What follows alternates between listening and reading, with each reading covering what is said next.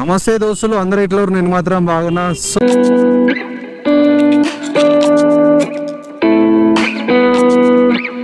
అందరికీ ముందుగా happy merry Christmas. నా యూట్యూబ్ ఫ్యామిలీ, నా ఇన్స్టా ఫ్యామిలీ అండ్ నా ఫ్రెండ్స్ అండ్ నా ఫ్యామిలీ మెంబర్స్, దాంతోపాటు అందరికీ హ్యాపీ మేరీ క్రిస్మస్. సో నార్మల్గా ఇప్పుడు ఇక్కడ విలేజ్కి అయితే వెళ్తున్నా, విలేజ్లో చేసుకుందామని చెప్పేసి ఫెస్టివల్. యాక్చువల్లీ మా విలేజ్కి వెళ్ళాలా లేకపోతే బావ వాళ్ళ విలేజ్కి వెళ్ళాలా కొంచెం డౌట్ఫుల్గా ఉంది. ఎందుకంటే బావ ఫోన్ చేసి విలేజ్కి వచ్చేసాయని చెప్పిండు. నార్మల్గా మనకి ఎట్లుంటుంది అంటే ఇక ఊర్లో చేయించుకుంటే బాగుంటుందని అట్లుండే. సరే చూద్దాం ఎట్లయితుంది ఏం కథ అని చెప్పేసి ఫస్ట్ అయితే ఇక్కడ పెట్రోల్ ఒప్పించుకుందాం ఒక 500 రూపీస్ది. యాక్చువల్లీ ఈరోజు మైల్ చెక్ చేద్దాం అనుకున్నా, బట్ ఇక ఎందుకులే అని చెప్పేసి ఇక లైట్ తీసుకున్నా. ఫస్ట్ అయితే పెట్రోల్ ఒప్పించుకుందాం ఒక 500ది. 500 అయితే పెట్రోల్ ఒప్పించుకుంటున్నా. 500 కాక నేను 500 రూపీస్ ఒప్పించుకున్నదా. 500 రూపీస్కి మనకి ఎన్ని పాయింట్ చూపిస్తుంది తెలుసా? ఇగో కనిపిస్తుంది కదా, 1 పాయింట్ చూపిస్తుంది కాక. ఏందో ఏమో నా బండి 500 రూపీస్కి ఒక పాయింట్ చూపించడం ఏందేమో. ఈ ఇస్నాపూర్లో అయితే నెత్తి ఖరాబ్ కాక ఫుల్ ట్రాఫిక్, దాంతోపాటు డస్ట్. ఇక చూసారు కదా మొత్తం ఎంత డస్ట్ ఉందో, దాంతోపాటు ఎంత వెహికల్స్ ట్రాఫిక్ ఉందో. ఎప్పుడు ఎంత ఇక్కడ మాత్రం ఈ రోడ్డు పెద్ద అయ్యేంత వరకు ఇదే ప్రాబ్లం ఉంటుంది చూడు. ఏరియా మొత్తం అంతా మొత్తంగా ఉంది కదా. ఇక్కడ కూడా చాలా మంచి జరుగుతుంది ప్రేయర్. చాలా మంది పబ్లిక్ వస్తారు ఇక్కడ మొత్తం చర్చ్ దగ్గర అయితే. మొత్తం పబ్లిక్ చూసిరా కాక. మనం ఇస్నాపూర్ వచ్చిన తర్వాత లెఫ్ట్ తీసుకుంటే న్యూ రోడ్ వస్తుంది. న్యూ రోడ్ నుంచి ఒక దగ్గర 5 కిలోమీటర్లు వస్తే మనకి ఇక్కడ 2 రోడ్స్ వస్తాయి, సర్వీస్ రోడ్, దాంతోపాటు హైవే. ఇక్కడ నుంచి స్ట్రేట్ వెళ్ళిపోయినామంటే మనకు ఓల్డ్ బ్రిడ్జ్ కనిపిస్తుంది. అందుకని అక్కడ పోలేము. ఇక్కడ లెఫ్ట్ తీసుకున్నామంటే ఇక్కడ నుంచి లోపడుకోవాలి. ఇక్కడ బ్రిడ్జ్ కిందకి లొకేషన్ వస్తుంది, అక్కడ నుంచి మీకు చూపిస్తాను. సో కాక కనిపిస్తుంది కదా ఎంత మంచిగా అనిపిస్తుంది. ఇటు ఎట్లా పోవాలో అర్థమైతే లేదు. అడుగుదాం. అన్నదాన్ని దీనికి ఇట్లా పోవచ్చా? ఆ పాత బ్రిడ్జ్ దగ్గరికి ఇట్లా పోవచ్చా? ఈ రోడ్ డైరెక్ట్ పోతుందా? ఎట్లా రోడ్ ఉందా దాని డైరెక్ట్? బండి మీద పోవచ్చా? అవునా, ట్రై. ఇది ఒకటి ఉందంట రోడ్డు, ఒకసారి ట్రై చేద్దాం. ఓకే ఇది ఉంది. ఇది అది కాదు, ఇది మెయిన్. నేను ఫస్ట్ అయితే మీకు ఆ రోడ్డుని చూపిస్తాను, కిందికి వెళ్ళి చెరువుని చూపిస్తాను. ఓరే అడ్వెంచర్ ఉంది ఏంద్ర స్వామి ఇదంతా. మెల్లగా రండి, వచ్చేది అన్న లొకేషన్. ఓకే ఇట్లా సీదా పోవాలి. చూసారు మీకు కనిపించింది అనుకుంటా ఫ్లైఓవర్ ఎంత మంచిగా కనిపించిందా. ఓ ఇది వైకుంఠ ద్వారం ఆ రైట్ సైడ్లో ఉంది. ఓకే ఒకప్పుడు ఇట్లా వచ్చేటోళ్ళం, అంటే ఈ రోడ్డు ఉన్నప్పుడు మేము ఇంతవరకు రాలేము. ఆ రోడ్ వచ్చిన తర్వాతనే వచ్చినాం, కానీ ఇది ఫస్ట్ టైం ఇది ఇక్కడ రావడం. బాగుంది. కింద కొత్త బ్రిడ్జ్, అది న్యూ బ్రిడ్జ్, అది ఇది ఓల్డ్ బ్రిడ్జ్. భయం అవుతుంది అయ్యా ఫస్ట్ టైం ఇట్లా రావడం ఇక్కడ సైడ్.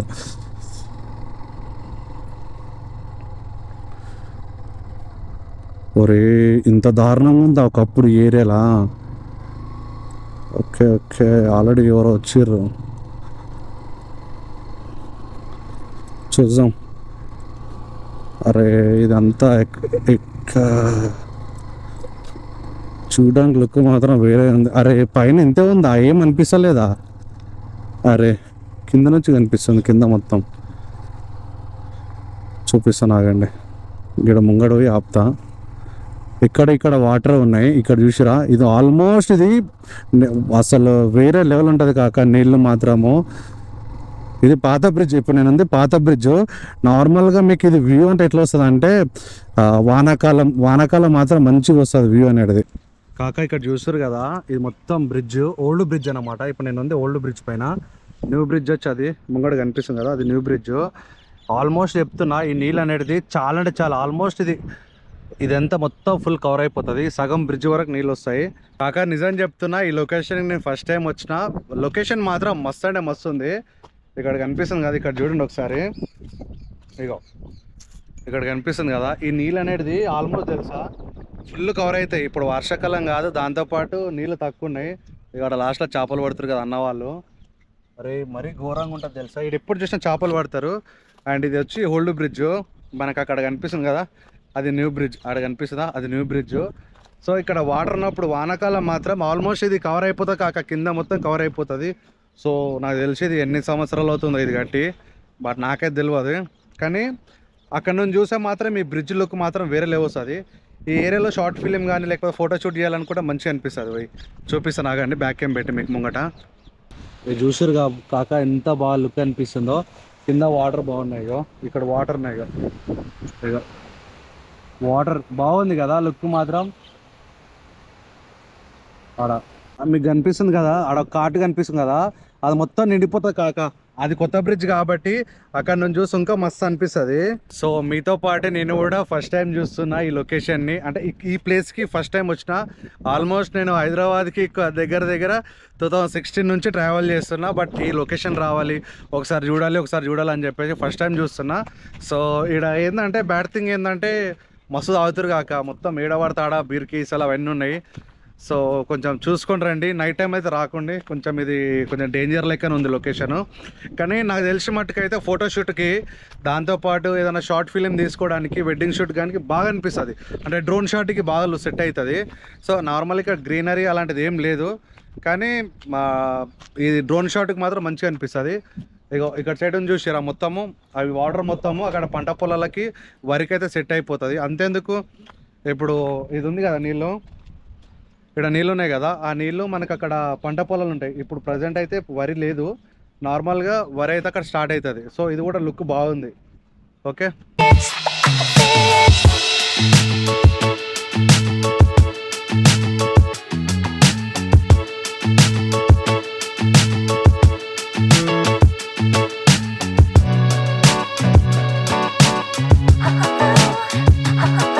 సో కాక ఈ లొకేషన్కి ఎవరన్నా ప్రీ వెడ్డింగ్ షూట్ కానీ ఫోటో షూట్లు కానీ లేకపోతే మన ఏది షార్ట్ ఫిల్మ్ తీసుకోవడానికి లొకేషన్ బాగుంటుంది, వచ్చి మీరు తీసుకోవచ్చు. బట్ ఒక సడన్ టైం అయినా తీసుకోండి. నాకు తెలిసి అయితే వర్షాకాలమే బాగుంటుంది అనుకుంటున్నా, ఎందుకంటే మొత్తం గ్రీనరీ ఉంటుంది కదా. సో బెస్ట్ అనుకుంటున్నా. ఓకే, ఇక్కడ నుంచి చూస్తే మాత్రం ఇది లుక్ అనిపిస్తలే, అక్కడ లుక్ అనిపిస్తుంది. అక్కడ నుంచి ఈ వీడియో తీస్తా, మీకు అక్కడ దూరం నుంచి షార్ట్ చూపిస్తా. ఓకేనా.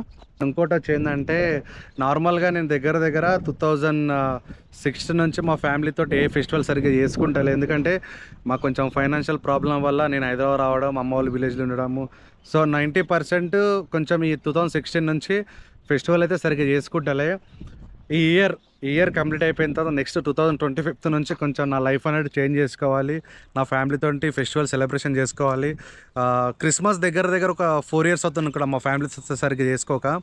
దాని తర్వాత దసరా కూడా, ఎందుకంటే నేను చిన్నగా ఉన్నప్పుడు లాస్ట్ 10th క్లాస్ వరకు అయితే చాలా మంచిగా చేసుకున్నా ఫ్యామిలీతో సెలబ్రేషన్లో.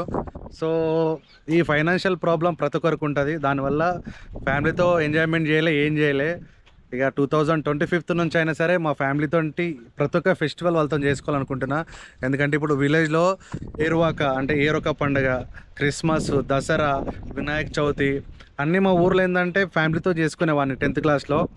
సో ఏ పార్ట్ ఫైనాన్షియల్గా ప్రాబ్లం అయిందో హైదరాబాద్ వచ్చిన తర్వాత చాలా ప్రాబ్లం, అంటే ఫెస్టివల్ ఎంజాయ్ చేయలేకపోతున్నా.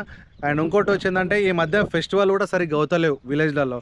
అది కూడా కొంచెం మన కల్చర్ని మనం ఇంకా బిల్డ్ చేసుకోవాలి, ఎందుకంటే ఇంకా మంచిగా చేసుకోవాలి. బట్ ఈ యూత్ అని చెప్పేసి బయట తిరగడం అది చేసుకుంటా పాత ఫెస్టివల్ మొత్తం మర్చిపోతున్నారు 90%.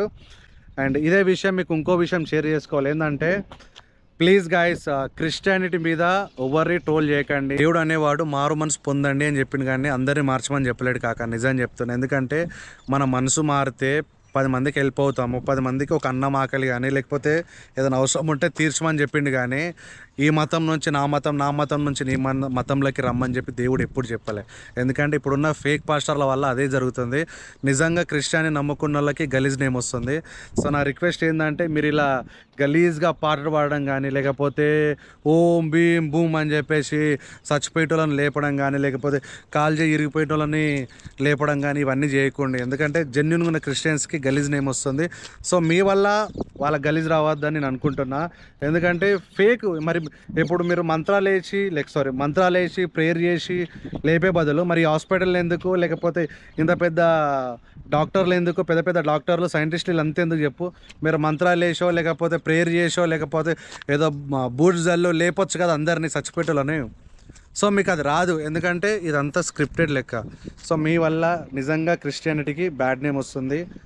మీకేం కాదు భయ్, మీకు పైసలు సంపాదించుకుంటారు, వీడియోలు అవి తీసుకుంటా. సో నిజంగా కూడా నా క్రిస్టియానిటీకి ఎఫెక్ట్ పడుతుంది. సో నా దాంట్లో కూడా జెన్యున్గా నమ్మే హిందూ ఫ్రెండ్స్ ఉన్నారు, ముస్లిం ఫ్రెండ్స్ ఉన్నారు, క్రిస్టియానిటీ దేవుని నమ్మే దోస్తులు కూడా ఉన్నారు నాతోటి. సో ఇట్లా ఫేక్గా క్రిస్టియానిటీని స్ప్రెడ్ చేసే వాళ్ళని నమ్మకండి, వాళ్ళని ట్రోల్ చేస్తారు కదా, వాళ్ళ వల్ల జెన్యున్గా ఉండే క్రిస్టియానిటీ మీద ఎఫెక్ట్ పడుతుంది. ఇది రాంగ్ రూట్ కాక, అక్కడ సైడ్ పోతే గలీజ్గా ఉంటుందని చెప్పేసి పోతాను. ఇక్కడ నుంచి చూసారు కదా లుక్, ఇంతకు మించి అయితే అక్కడ పోలేను, ఎందుకంటే పోలీసులు ఆపిరంటే నాకు పొలగొడతారు అటు పోతుంటేనే. కానీ ఇది సరే, ఆ రోడ్కి వెళ్తే కనిపిస్తామని చూపిస్తా. ఓకే,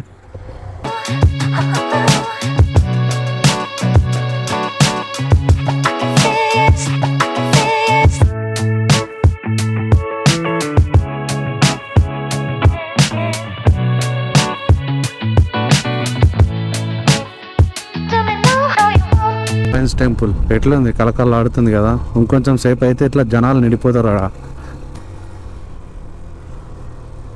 అబ్బో,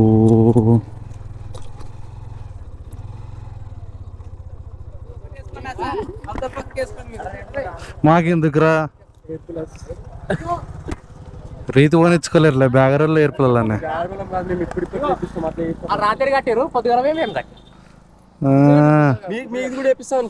మనకెందుకు బావా ఇవి, ఎందుకే నాకు. ఓ కొడుకు, ఈడ మరపల్లిలో మొత్తం మాది మాకే గలీజ్గుందరు, మా దాంట్లో మాకే. అయ్యావా, సపరేట్ బ్యానర్లు వేసుకుంటారు, సపరేట్ ఉంటుర్రు. ఓహో. సో గాయస్, ఏమైందంటే పెద్ద స్టంట్, ఊరికి వచ్చినా కూడా సాటిస్ఫాక్షన్ లేదు. ఫెస్టివల్ ఏం చేస్తాం, అట్లా నడుస్తుంది ఊర్లో. ఇక్కడ నుంచి మా బావల ఊరికి బెస్ట్, అంత సాటిస్ఫాక్షన్ అయితే లేదు ఫెస్టివల్. ఇక్కడ పోయి ఆ జంగల్లో ఫోటోషూట్ చేస్తాం కొంచెం సేపు. కాకా పండుగ అయిపోయింది, వెళ్ళిపోతున్నాం. కాకా యాక్చువల్లీ ఆడ విలేజ్లో ఫెస్టివల్ జరగలేదు కదా, నేను ఆల్మోస్ట్ అప్పుడే రెడీ అయిపోయినా స్టార్ట్ కానికి. బట్ ఏంటంటే ఇప్పుడు కొంచెం ఫ్రెండ్స్తో టైం స్పెండ్ చేసి మళ్ళీ ఇప్పుడు స్టార్ట్ అయిపోయినా. ప్రజెంట్ టైం వచ్చి ఒక 6:43 అవుతుంది. సో అక్క వాళ్ళ విలేజ్ వెళ్ళాలంటే మొత్తం ఒక 30 minutes పడుతుంది. అండ్ అట్లనే 30 minutes కాదు, ఇంకా 1 hour ప్లస్ పడుతుంది. ఇంకో ఫుల్ జంగల్ ఉంటుంది. సో ఇక నాన్ స్టాప్ కొట్టేస్తున్నా. కాకా ముంగడ రోడ్ చూస్తుర్రా, ఎంత వరస్ట్ అంటే వరస్ట్ ఉందో. ఇగో చూసిరా, నాకు తెలిసి గోపురంలో క్యాప్చర్ అవుతుందో లేదో కానీ అంత వరస్ట్ అంటే అంత వరస్ట్ ఉంది కాక. బావల విలేజ్కి అయితే ఎంటర్ అయిపోయినా కాక, ఈ నుంచి ఒక 1.5 kilometer ఉంటుంది. మొత్తం చీకటి, అసలు నిజంగా గోపురాలు ఇది లో లైట్ మోడ్ మస్తు ఉండాలి కాక, అంటే కనిపించాలి. కానీ ఇది కనిపించక పెద్ద ప్రాబ్లం తెలుసా. కనిపిస్తే మాత్రం చీకటి ఎట్లుంది ఏం కథ మంచిగా కనిపిస్తుంది. సో కాక నైట్ అయితే రీచ్ అయిపోయినా, బట్ వీడియో అయితే తీయలేను, ఎందుకంటే లో లైట్లో కెమెరా కూడా సరిగ్గా పని చేయలేదు. ఇక్కడికి వచ్చిన తర్వాత కొంచెం సేపు టైం స్పెండ్ చేసి అక్కడిక్కడ తిరిగేసి మళ్ళీ ఇంటికి వచ్చేలోపు మళ్ళీ 12:30 ఎంత అయింది. సో మళ్ళీ ఈరోజు మెదక్ చర్చ్ తర్వాత ఏడుపాయల 2 అయితే విజిట్ కావాలి. యాక్చువల్లీ నిన్ననే మస్తు ఉంటుండే, ఎందుకంటే నిన్న ఏంటంటే 100 years కంప్లీట్ అయిపోయింది మెదక్ చర్చ్. దాంతోపాటు మా బొమ్మరిది గారు ఏడుపాయలు పోదామని చెప్పిండు, బట్ పోలేము. పోతే ఈరోజు ఏడుపాయల మెదక్ చర్చ్ 2 అయితే వెళ్ళిపోతున్నాం. ఓకేనా, ఇది ఈరోజు blog video. Like and subscribe చేసుకోండి, పక్క నోటిఫికేషన్ ఆన్ చేసుకోండి, మర్చిపోకుండా బెల్ ఐకాన్ క్లిక్ చేయండి. Until then signing up, official 77 by.